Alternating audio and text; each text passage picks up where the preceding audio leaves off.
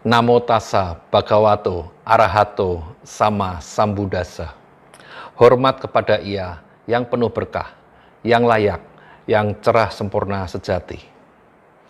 Selamat pagi, Ibu Bapak, Saudari-saudari tercinta. Kita bertemu lagi dalam sharing Dhamma di VPDS pada pagi hari ini. Kali ini saya, Handaka Wijananda, akan membawakan tema mengenai utusan dewa, atau dalam bahasa Pali disebut sebagai Dewa Duta atau Divine Messenger bahasa Inggrisnya. Nah, apa yang dimaksud sebagai utusan dewa? Tema ini kami ambil dari sebuah sutta yang disebut Dewa Duta Sutta di dalam Majjhima Nikaya Sutta ke-130. Singkat ceritanya begini, supaya kita lebih mudah memahami tema keseluruhannya. Jadi pada suatu ketika ada seorang laki-laki meninggal dunia, kemudian dibawa ke alam berikutnya ya oleh sipir-sipir di neraka. Orang ini kelihatannya perbuatannya kurang baik selama di dunia. Jadi dibawanya bukan oleh dewa, tapi oleh sipir neraka. Nah, dibawanya ke hakim neraka, yaitu Dewa Yama. Nah, dikatakan bahwa orang ini kurang berbakti kepada orang tua, suka berbuat kejahatan. Jadi tolong Dewa Yama putuskan hukuman yang sepadan untuk orang ini. Nah, tetapi Dewa Yama itu tidak sembarangan mengambil keputusan. Nah, Dewa Yama konon selalu menanyakan beberapa pertanyaan kepada orang-orang yang masuk atau menghadap ke Dewa Yama. Nah, pertanyaannya kali ini ada 5, Bapak Ibu. Pertanyaan pertama ditanya, apakah kamu pernah bertemu atau tahu utusan dewa yang pertama? Jadi Dewa Yama itu selama orang itu hidup pernah mengutus, memberikan penampakan gitu mungkin, ya. Nah, orang ini kan tidak ngerti. Oh, saya tidak mengerti itu. Apa itu dewa? Utusan dewa yang pertama. Oh, kamu pernah nggak lihat bayi yang baru lahir? Oh ya, tentu saja saya pernah lihat. Nah, itulah utusan dewa, utusan saya yang pertama. Maksudnya bagaimana? Nah, melihat bayi lahir, menangis, ya, kemudian mengompol, dikatakan di sutta tersebut, ya, itu memasuki alam kehidupan yang penuh penderitaan. Harusnya kamu tuh prihatin, sehingga kamu tidak berbuat jahat, banyak berbuat kebajikan. Wah, maaf dewa, saya tidak mengerti pesan moralnya seperti itu. Nah, ini kamu bisa dihukum kalau tidak mengerti seperti itu. Tapi saya tes lagi dengan pertanyaan berikutnya. Yang kedua, pernah nggak kamu melihat utusan dewa yang kedua? Apa itu? Yaitu orang tua yang sudah bungkuk, giginya ompong, rambutnya putih, ya, berjalan pakai tongkat mungkin. Oh, saya pernah lihat orang tua seperti itu. Nah, itu utusan saya. Kalau kamu mengetahui orang tua itu, harusnya kamu lebih prihatin hidupnya. Jangan berbuat jahat, banyak berbuat kebajikan. Tapi kenyataannya kamu malah seperti itu perbuatannya. Nah, kamu bisa dihukum. Tapi saya kasih kesempatan lagi. Ya, pernah nggak kamu melihat utusan dewa yang ketiga? Apa itu dewa? Itu orang sakit. Ya, harusnya lihat orang sakit, ya, kamu juga prihatin bahwa kamu juga bisa sakit. Kamu tidak mengatasi kesakitan, tapi malah kamu berbuat jahat. Saya tanya lagi sekarang, pertanyaan keempat. Pernah nggak kamu ketemu dengan utusan saya yang keempat? Apa itu? Orang jahat, kriminal. Ya, berbuat kejahatan, terus ditangkap, ditahan gitu ya, dihukum, ya. Harusnya bagaimana? Harusnya kamu prihatin, jangan berbuat kejahatan. Udah tahu perbuatan jahat itu pasti membawa kesengsaraan bagi diri sendiri maupun orang lain. Tapi kamu malah hidup seperti itu.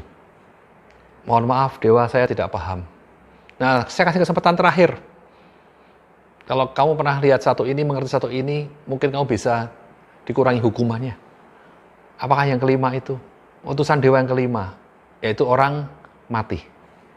Orang yang meninggal dunia. Ya, sudah terbujur, kaku, tidak bisa apa-apa.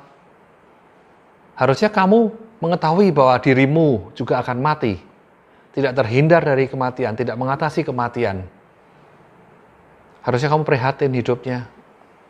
Menjauhi perbuatan jahat, banyak melakukan kebajikan selagi masih hidup. Tetapi kamu ternyata, saya kasih 5 pertanyaan, tidak paham semuanya.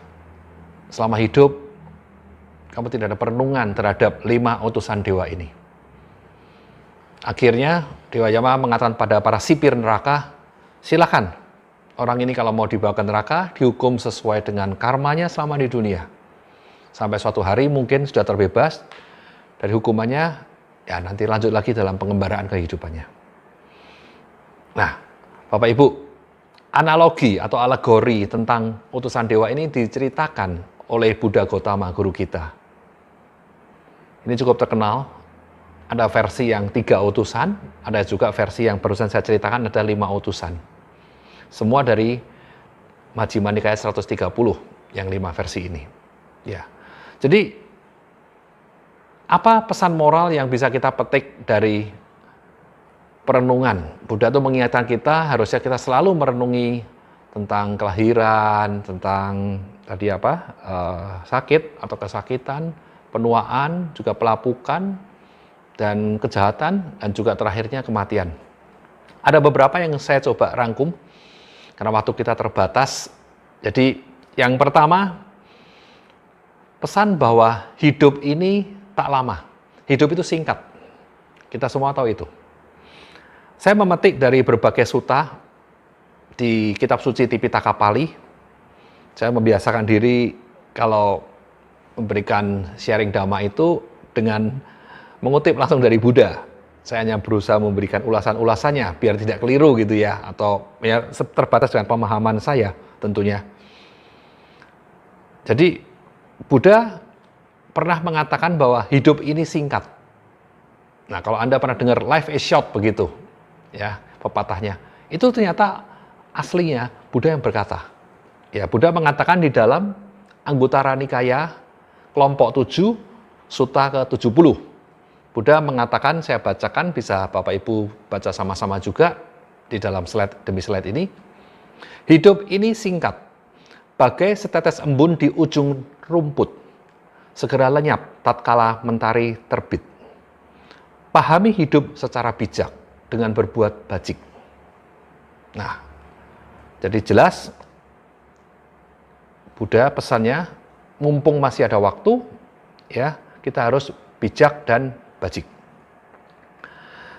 Kemudian sebuah analogi kontemporer, yaitu hidup itu singkat, tak lama. Kadang saya sering memberi perumpamaan begini, karena saya sering membawa ziarah teman-teman ke negara-negara Buddhis. Jadi kita umpamakan diri kita ini sebagai turis. Ini ada pepatah, we are just tourists on this planet with limited visa. Enjoy your trip.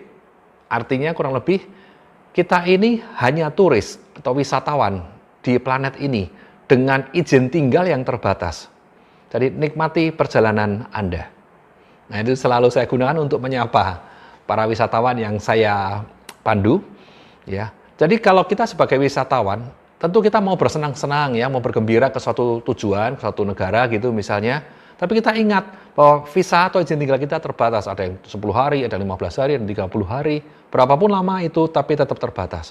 Jadi mumpung masih di sana, kita harus menggunakan setiap momen untuk bisa bergembira, belajar sebaik mungkin di sana. Dan yang penting filosofi atau mindset dari seorang turis adalah, turis itu tidak akan terlalu menggubris hal-hal kecil-kecil. Tidak terlalu rewel, tidak terlalu menuntut ini itu. Misalnya kamar di hotelnya ada yang bocor, ya sudahlah, orang bilang cincai gitu ya. Karena apa? Besok juga sudah check out, ya, asal bisa tidur dengan nyaman, aman gitu, ya sudahlah gitu. Kalau di rumah sendiri atap bocor kan, ya kita harus perbaiki ya. Ini bukan urusan sederhana. Tapi kalau sebagai turis, ya cincailah. Ya. Kemudian ketika di restoran makanannya pas enak, ya sudahlah, nggak usah terlalu komplain bagaimana. Toh sehari kita makan 3-4 kali nanti, Ya, kalau yang restoran ini kurang cocok, menu ini kurang cocok, oke, ya santai aja nanti juga makan lagi. Ya, nah itulah mindset turis. Selalu kepingin gembira, nggak terlalu banyak menuntut hal-hal kecil-kecil. Nah, sama Bapak Ibu, ya visa kita itu ya berarti umur kita dalam kehidupan ini di planet ini. Ya, mungkin 50 tahun, mungkin 100 tahun, ya, tapi tetap terbatas. Jadi hendaknya kita punya mindset seperti seorang turis, ya. Jangan terlalu menggerutu, komplainan, mudah nggak terimaan gitu ya. Santai saja, hidup ini perjalanan. Kita mau bersenang-senang dalam kehidupan ini. Yang berikutnya, menyikapi bahwa hidup ini singkat, tak lama. Ya, kalau Anda itu mau jadi orang baik, Anda mau jadi orang bahagia, jangan ditunda-tunda. Kapan waktu yang terbaik? Now, at the present moment. Ya, this time. Ya, jadi mumpung masih sempat, cepet-cepetlah ya berbuat baik. Sempet dan cepat berbuat baik. Kalau mau gembira juga jangan ditunda-tunda. Ya, cepetan, mumpung masih ada waktu. Nah, itu perenungan pertama mengenai utusan dewa, kehidupan dan kematian. Yang berikutnya adalah tadi hidup itu singkat. Yang berikutnya hidup itu tak pasti. Nah, ini tak pasti ya, kita semua tahu. Kita semua tahu, tapi tahukah Anda bahwa Buddha Gautama itu membicarakan mengenai ini itu ada sutanya loh, ya, ada literaturnya. Bagaimana sabda langsung Buddha mengenai ini? Kita baca sama-sama Buddha Gautama dalam Dhammapada Atthakatha 174. Kehidupanku tidaklah pasti, kematianku adalah pasti. Aku pasti akan mati. Kematian akan menjadi akhir hidupku. Hidup itu tak pasti, mati itu pasti. Nah, begitulah sabda Buddha. Ini bisa Anda jadikan perenungan yang Anda terus ingat sering-sering, ngiang-ngiangkan terus bahwa hidup itu tak pasti. Sesuatu hal yang pasti dalam hidup ini cuma satu, yaitu kematian itu sendiri. Ya, mati itu pasti. Ternyata Buddha mengatakan hal tersebut. Berikutnya renungan sutta lagi dari Samyutta Nikaya 15, sutta ke-9. Ini menarik sekali. Ketika saya pribadi membaca sutta ini, saya itu merasa takut, merasa gemetar Bapak Ibu. Ini testimoni pribadi ya. Jadi menimbulkan suatu rasa, waduh kok hidup ini betul-betul tak menentu, tak pasti ya, nggak bisa dipastikan. Kalau kita berbuat baik pasti selamat, kalau kita berbuat jahat pasti celaka, ya itu ada waktunya. Tapi nyata ada juga bilang kok orang jahat juga kok nggak dapat hukumannya. Nah itu bukan urusan kita, itu karma masing-masing ya. Tapi sulit sekali membuat satu kepastian dalam kehidupan ini Bapak Ibu. Ya.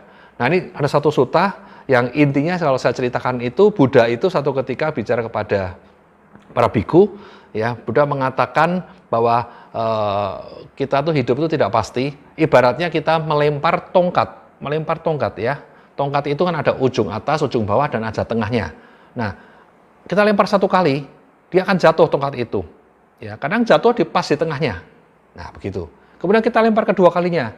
Kadang di bagian ujung yang atasnya atau yang sebelah kiri misalnya gitu. Kemudian kita lempar lagi. Kita tidak bisa memastikan bahwa itu kan jatuhnya pas di tengah lagi atau sebelah kiri lagi. Kali ini mungkin di sebelah tengah. Atau kali ini mungkin tongkat itu tidak jatuh tapi nancep berdiri begitu. Bisa saja begitu. Jadi Anda selalu tidak pernah bisa memastikan begitu tongkat itu dilempar, ya dia mengudara kemudian jatuh lagi. Nah itu ibaratnya muncul dan berlalu sama dengan hidup kita tidak bisa dipastikan. Kita hidup seperti ini, nanti kita ibaratnya diputar lagi dalam sangsara atau pengembaraan yang maha lama dan maha berbahaya ini. Belum tentu kita lahir lagi masuk alam yang tinggi, siapa tahu bisa terjerumus alam yang rendah. Ya, belum tentu ke alam rendah juga, bisa tahu alam tinggi gitu ya. Jadi intinya ketidakmenentuan, uncertainty. Nah, membaca sutta ini saya tuh ngeri gitu Bapak Ibu, merasa timbul satu, waduh, semua tidak pasti gitu ya. Nah, Buddha juga mengatakan itu, karena hidup sendiri tidak pasti ya. Jadi sebaiknya kita itu tidak berlama-lama terus mengembara dalam sangsara yang penuh dengan ibaratnya gambling atau perjudian ini. Ya terus memenuhi pekuburan, Buddha bilang, terus berderak air mata, ya. Seharusnya semua ini cukup menjadi motivasi kita untuk tidak bernafsu terhadap sangsara ini lagi. Sudah cukup mengembara dalam ketidakpastian ini. Dan yang terakhir perenungan mengenai ketidakpastian, ini saya cuplik dari Sutta Nipata 3 ayat ke-12. Nah ini menarik, ini sempat jadi pepatah Buddhis favorit saya pribadi, yang bunyinya adalah Yena Yena Himanyanti, Tatotang Hoti Anyata. Artinya adalah, apapun yang dibayangkan, itu pasti menjadi lain. Nah ini bagaimana maksudnya Bapak Ibu?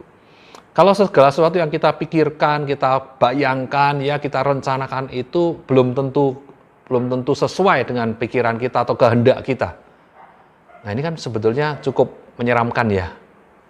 Tapi ada teman bilang, kalau gitu buat apa kita planning? Kalau segala sesuatu tidak menentu, tidak pasti. Ya ngapain bikin anggaran, bikin budgeting, bikin planning ya. Oh bukan begitu menyikapinya.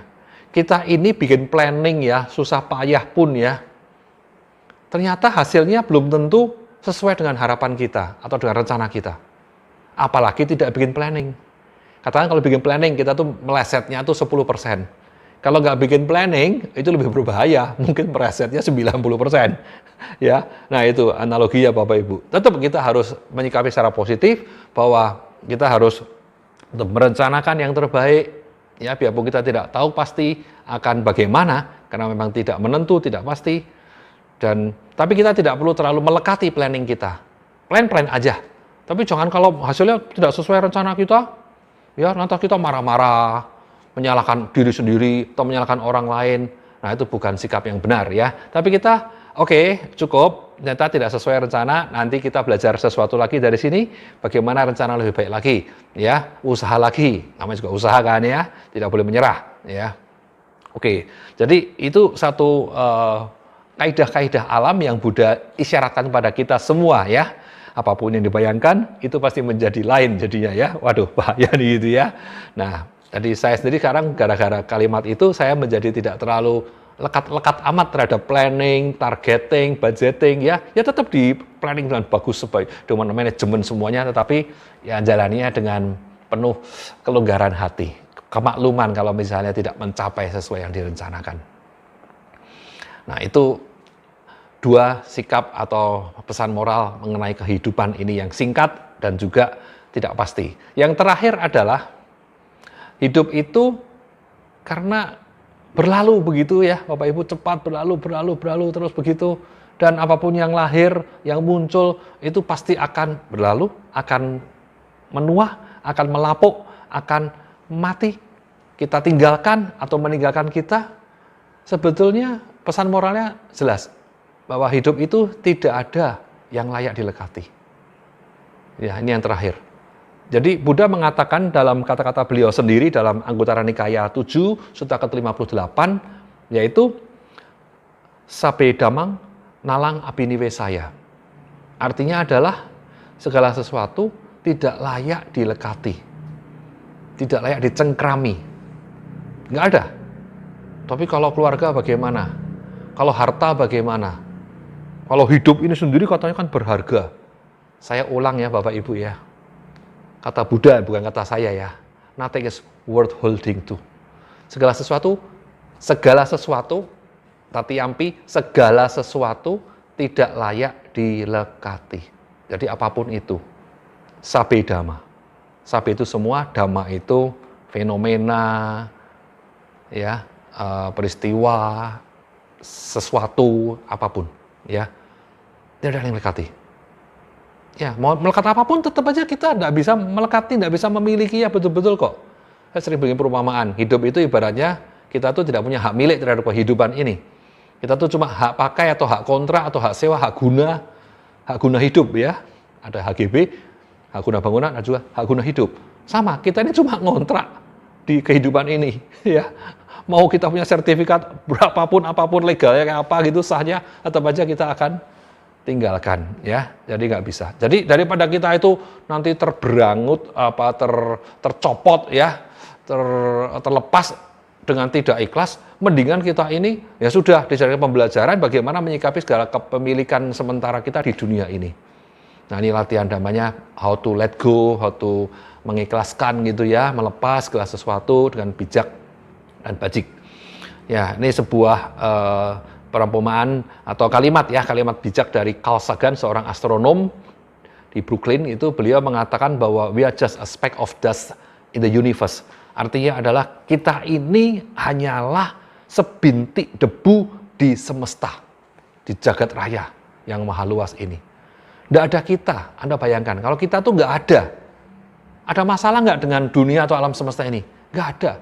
Oh, satu planet bumi pun hilang ya, terjadi misalnya kiamat atau judgment day apa gitu. Satu planet ini hilang semua. Masih ada bertriliun-triliun planet lainnya, galaksi-galaksi lainnya. Jadi kayaknya tidak ada artinya sama sekali semua ini. Cuma kita menjadi gimana-gimana amat kalau kita menganggap bahwa kita ini adalah pusat dari alam semesta.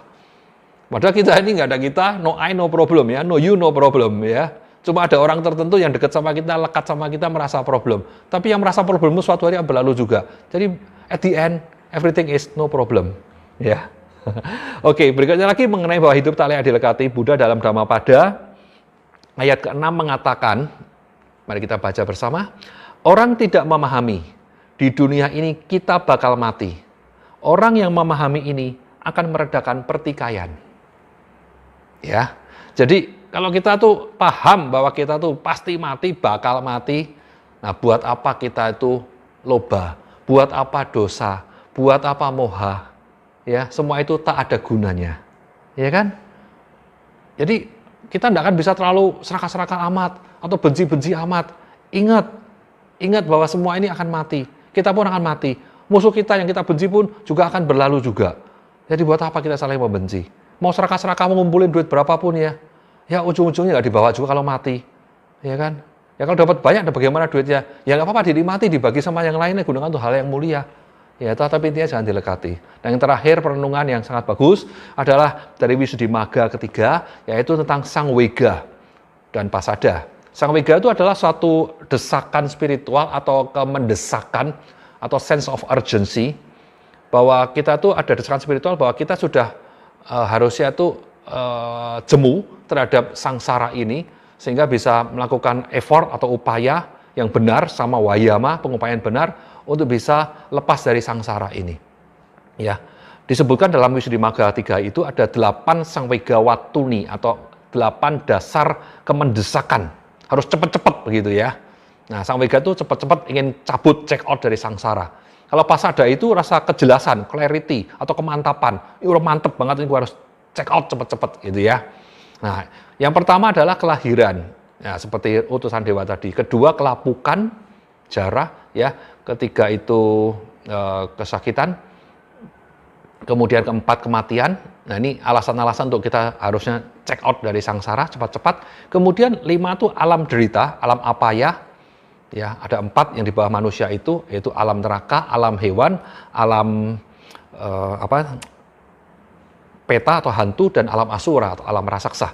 Dan juga yang keenam adalah siklus duka yang terdahulu, kemudian 7 siklus duka nanti, dan yang terakhir adalah duka atau derita bahwa kita harus terus cari makan terus dalam kehidupan kali ini. Ini yang susah ya. Orang itu suruh cari makan terus. Tapi kalau mungkin sudah punya harta banyak, ya tidak perlu cari makan, punya passive income, ya mungkin nomor 8 ini tidak termasuk ya. Tapi kadang-kadang kita sudah punya uang pun, yang mau makan juga sulit ya, karena penyakit, karena segala macam gitu. Ya tetap aja ada dukanya. Nah, melihat itu harusnya kita muncul suatu desakan spiritual Sang Wega untuk cepat-cepat check out dari sangsara. Nah, ini yang terakhir renungan Bapak Ibu ya, setelah melihat semua itu. Jadi hidup ini apa sebetulnya dan harusnya gimana? Nah, ini sederhana aja kalau ngomong hidup itu apa ya, ini panjang lebar ya. Bagi saya sederhana, dalam konteks kali ini saya mengatakan bahwa hidup ini semua hanya menjalani keterlanjuran. Keterlanjuran apa? Keterlanjuran karma. Ya, karma itu perbuatan kita dari dulu-dulu ya, terus telanjur sehingga karena ada karma yang masih aktif sehingga kita lahir lagi, udah telanjur. Nggak usah ditanyakan awalnya apa, akhirnya bagaimana, itu tambah pusing ya. Tapi ya telanjur bagaimana? Nah, gimana harus hidup ini? Ya agar nggak makin telanjur bagaimana? Cepat-cepat check out dari sangsara tadi. Dan agar nggak sia-sia, mau masih hidup, kita nggak boleh sia-siakan karena kehidupan berharga supaya nggak sia-sia. Nah, jadi tujuan hidup itu buat apa? Tujuannya apa? Ya, ini saya proposalkan secara singkat, lain kali kita bahas lebih lanjut lagi. Yang pertama, tujuan kedua, ya, yang sekunder dulu. Habis itu yang primer. Tujuan sekunder, hidup ini harus gimana? Buat apa? Hidup ini tujuan sekundernya harus gembira. Gembira, riang, ceria. Ya, gembira. Jadi kita itu sehari-hari bagaimana kita belajar, kita berperilaku, ya, Berpikir harus mudah gembira. Kalau pas gembira itu diawet-awet, yang lama gembiranya, dan sering-sering gembira. Nah ini bisa gembira sendirian, lebih bagus lagi gembira bersama-sama teman-teman. Ya, karena apa semuanya berlalu Bapak Ibu, ibarat naik kereta api, ekspres begitu ya, mumpung belum sampai tujuan akhir yaitu kematian kita, ya toh, bersenang-senanglah sebagai wisatawan itu, gembira dalam perjalanan ya, jangan sampai merugi. Kalau susah sedikit pun 1 detik aja udah rugi banget sebetulnya itu. Pokoknya apapun keadaan, diusahakan bisa tetap gembira terus. Ya, kedua, tujuan primernya apa? Tujuan utama dari hidup ini ya adalah to grow, untuk bertumbuh. Entah suka, entah duka. Kalau tadi kan suka-suka ya. Nah, itu gembira-gembira. Misalnya mengalami hal yang tidak mengenakan, duka, penderitaan, kesakitan bagaimana. Oke, nggak apa-apa, tak terhindarkan. Tapi kita tetap bisa ambil pesan moralnya, pembelajarannya, learning-nya, to grow, bagaimana saya tumbuh. Tumbuh dalam hal apa? Dalam hal aloba, adosa, amoha. Karena 3 hal ini adalah elemen atau syarat untuk nibbana, kepadaman. Yaitu keadaan batin yang ikhlas, welas, dan mawas. Ya, nanti kita bahas lain kali mengenai apa itu ikhlas, welas, mawas. Tapi apapun, ya kita belajar supaya hidup ini bisa makin mudah, ikhlas, melepas, murah hati. Ya, kemudian welas, penuh welas asih, cinta kasih, kasih sayang, ya. Dan yang terakhir adalah amoha atau mawas, ya, bebas dari kekeliruan batin, ya, bisa introspeksi terus tumbuh dalam 3 hal tersebut. Nah, caranya macam-macam Bapak Ibu. Kali ini saya ingatkan, ingat mati, ya, ingat kematian. Jadi kembali ke utusan dewa tadi itu, ingat lahir, ingat kehidupan, kejahatan, ya, penuaan, pelapukan, dan paling penting adalah ingat mati. Nah, Buddha meresepkan suatu metode meditasi yang namanya Maranasati. Dalam Anggutara Nikaya 6 Sutta ke-19, yaitu perenungan kematian. Buddha tanya kepada beberapa biku, 6 biku waktu itu, apa kalian suka merenungi atau ingat kalau kalian bisa meninggal dunia gitu? Oh ya, biku pertama mengatakan bahwa saya 1 hari 1 kali ingat mati. Bagus. Yang kedua, saya tiap kali siang ya, ingat mati. Nah, bagus. Kemudian yang satu lagi setiap kali makan, saya ingat mati. Bagus. Kemudian yang berikutnya lagi, setiap kali 4 suapan menelan begitu makan ya ingat mati. Oh bagus. Kemudian yang 5 itu lebih sering lagi, setiap menelan itu ya, kalau makan misalnya 30 kali suapan, ini 30 kali menelan, ini setiap kali menelan ingat mati. Dan yang nomor 6 itu paling sering, setiap bernapas itu dia tuh ingat mati. Nah, Buddha mengatakan biku yang paling bagus latihannya adalah yang makin sering ingat kematian, yaitu yang setiap napas tadi itu yang paling bagus, yang setiap kali menelan tadi juga cukup bagus juga. Yang lainnya kurang bagus ya. Jadi makin sering ingat mati, kita tuh makin disetujui, di-approve oleh Buddha, ingat mati. Tapi jangan takut mati ya, ingat mati sehingga bisa ada perlakuan bijak. Nah, juga Buddha mengatakan di dalam Upajjhatthana Sutta ya, yaitu Abhinha Paccawekkhana yang sering kita baca di Parita-Parita. Ini asalnya dari sutta di Anggutara Nikaya 5, sutta ke-57. Nah, kita baca sama-sama untuk sering direnungi. Aku wajar lapuk, tak mengatasi pelapukan. Aku wajar sakit, tak mengatasi penyakit. Aku wajar mati, tak mengatasi kematian. Semua yang aku sayangi dan senangi akan terpisah dan berpisah. Yang terakhir, pemilik perbuatan, waris perbuatan, berasal dari perbuatan, terhubung dengan perbuatan, terlindung oleh perbuatan, perbuatan yang kulakukan, kebajikan atau kejahatan, aku menjadi waris itu. Demikianlah untuk kita sering renungi ya. Nah itu Bapak Ibu. Ya, demikianlah perenungan mengenai Dewa Duta atau utusan dewa ya yang saya ambil dari Majjhima Nikaya 130. Ini sebuah puisi, Anda bisa baca, renungi sama-sama ya. Saya bacakan biar kompak gitu ya untuk menutup renungan 30 menit kali ini di VPDS. Kita tutup dengan sutta bagian akhir dari Dewa Duta Sutta. Diperingatkan oleh para utusan dewa, para muda yang lalai, mereka bersedih untuk waktu yang lama. Orang-orang pergi ke kelompok rendah. Diperingatkan oleh para utusan dewa, di sini orang-orang bajik dan bijak tak pernah lalai dari dhamma suciwan. Melihat bahaya melekat dalam pemunculan kelahiran dan kematian, mereka terbebas karena tak melekat pada pengakhiran kelahiran dan kematian. Mereka tak lalai, bahagia, menembusi nibbana pada kehidupan kini, melampaui segala seteru dan bahaya, lolos dari segala duka. Sadu, sadu, sadu. Demikian Bapak Ibu, saudara-saudari sekalian, semoga kita terus tumbuh dalam dhamma.